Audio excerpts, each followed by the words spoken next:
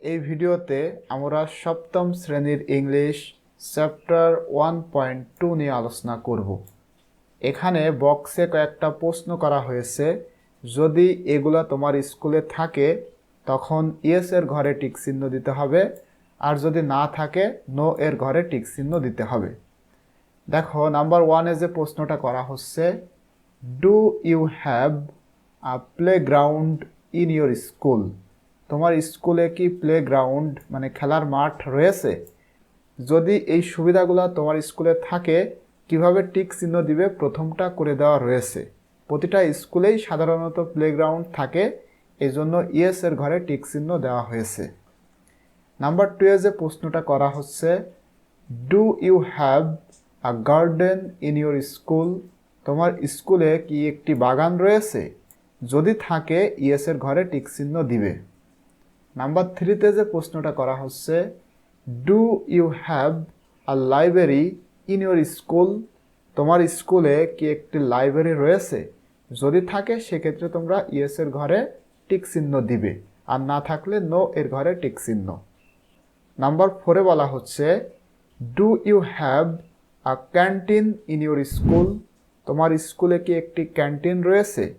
যদি থাকে তাহলে ইয়েস এর ঘরে টিক, না থাকলে নো এর ঘরে টিক চিহ্ন। নাম্বার 5-এ যে প্রশ্নটা করা হচ্ছে, do you have clean classrooms? তোমার শ্রেণী কক্ষগুলা কি পরিষ্কার? যদি পরিষ্কার হয় তখন ইয়েস এর ঘরে টিক চিহ্ন।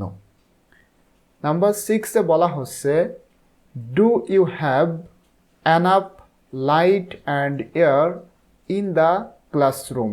তোমার শ্রেণী কক্ষে কি যথেষ্ট পরিমাণে আলো বাতাস রয়েছে? যদি থাকে তখন ইয়েস, না থাকলে নো। নাম্বার 7-এ বলা হচ্ছে, do you have comfortable benches or desk? তোমার যে শ্রেণীকক্ষের বেঞ্চ এগুলা কি আরামদায়ক? যদি আরামদায়ক হয় তখন ইয়েস এর ঘরে টিক চিহ্ন, আর যদি আরামদায়ক না হয় তখন নো এর ঘরে টিক চিহ্ন।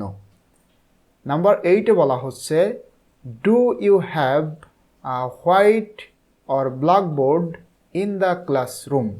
শ্রেণীকক্ষে কি হোয়াইট বোর্ড অথবা ব্ল্যাকবোর্ড রয়েছে? যদি থাকে তখন ইয়েস এর ঘরে টিক চিহ্ন, না থাকলে নো এর ঘরে টিক চিহ্ন। নাম্বার 9-এ বলা হচ্ছে, do you have a computer lab in your school? তোমার স্কুলে কি কম্পিউটার ল্যাব রয়েছে? যদি থাকে তখন ইয়েস এর ঘরে টিক চিহ্ন দিবে, আর না থাকলে নো এর ঘরে টিক চিহ্ন। নাম্বার 10-এ বলা হচ্ছে, do you have multimedia or projectors in the classroom? তোমার শ্রেণী কক্ষে কি মাল্টিমিডিয়া অথবা প্রজেক্টরস রয়েছে? যদি থাকে তখন ইয়েস এর ঘরে টিক চিহ্ন, না থাকলে নো এর ঘরে টিক চিহ্ন। নাম্বার 11-এ বলা হচ্ছে, do you have a freely available wifi network in the school? তোমার স্কুলে কি ওয়াইফাই ইউজ করার সুবিধা রয়েছে, মানে মুক্তভাবে ওয়াইফাই ব্যবহার করতে পারো? যদি পারো সেক্ষেত্রে ইয়েস এর ঘরে টিক, আর যদি না পারো সেক্ষেত্রে নো এর ঘরে টিক চিহ্ন। নাম্বার 12-এ বলা হচ্ছে, do you have pure drinking water in your school? তোমার স্কুলে কি বিশুদ্ধ পানি পানের ব্যবস্থা রয়েছে? যদি থাকে সেক্ষেত্রে ইয়েস এর ঘরে টিক চিহ্ন, না থাকলে নো এর ঘরে টিক চিহ্ন।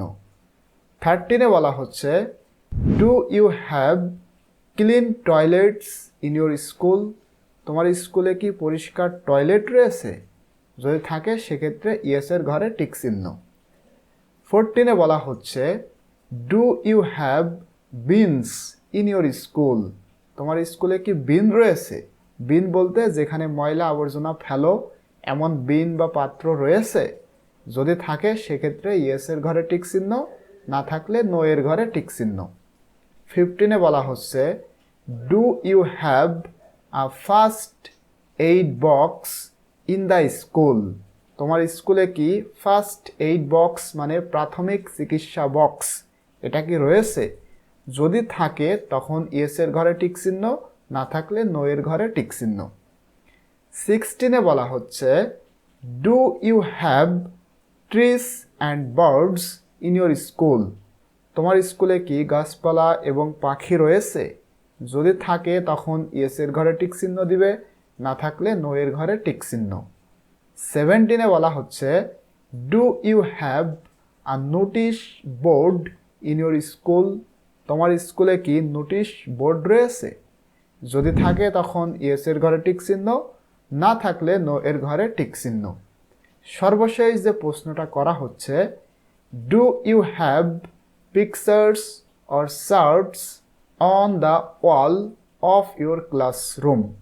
তোমার শ্রেণীকক্ষের যে দেওয়াল সেখানে কি পিকচার অথবা চার্ট আঁকানো রয়েছে? যদি থাকে তখন ইয়েস এর ঘরে টিক চিহ্ন, না থাকলে নো এর ঘরে টিক চিহ্ন।